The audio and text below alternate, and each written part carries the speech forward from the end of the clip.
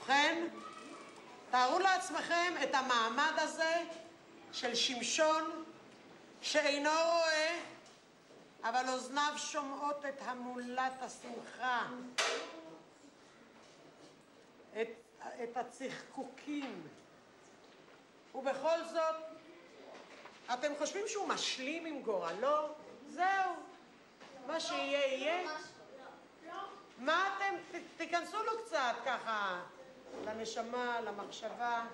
מי רוצה לשער מה עובר בראשו? בבקשה, גל. אתה חושב שעדיף לו להתאבד ורק שלא יפסיד לידי האויבים שעינו אותם, ולומר שגם כשהוא מתאבד אז הוא יכול לשלוט בתורה דרך שבה הוא מת, וכשהורגים אותו זה בטוח לא יפגע באחרים, ועד כשהוא מתאבד הוא יכול גם להרוג הרבה מאוד הפלישתים. כן. באמת אולי הוא רוצה להתאבד, אבל אם כבר להתאבד וגם לפגוע בפלישתים שכמה שיותר שהם ימותו, כי זה גם הייתה משימתו, להציל את... וגם כדי... אני לא אגיד את ההמשך, אבל הוא יגיד איזה משפט מאוד אדיר, כאילו בתור גיבור, ואז הוא ימות.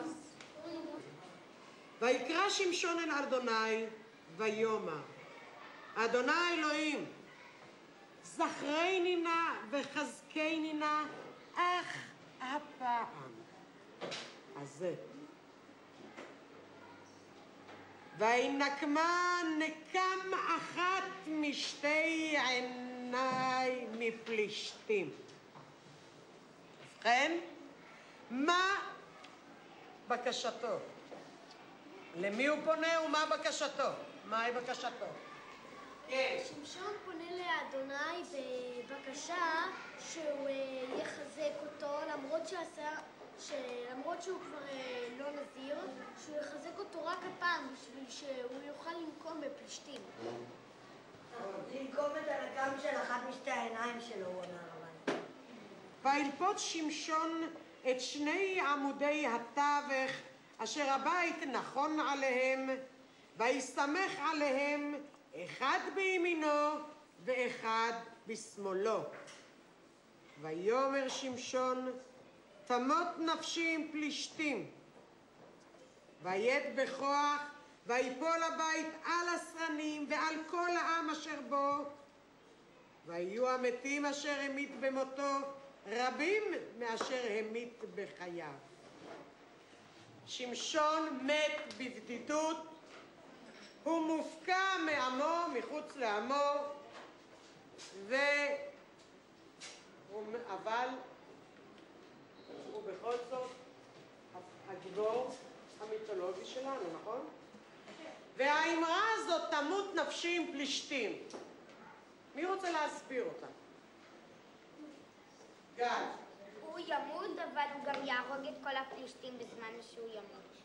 למה זאת אמירה שמשאילים אותה גם במקרים אחרים? אני רוצה להגיד משהו דומה לזה. טרומפלדור אז הוא אמר משהו דומה לזה, ששמשון רצה למות כגיבור, גם אם הוא לא יהרוג כמה פלישתים, לפחות למות כגיבור.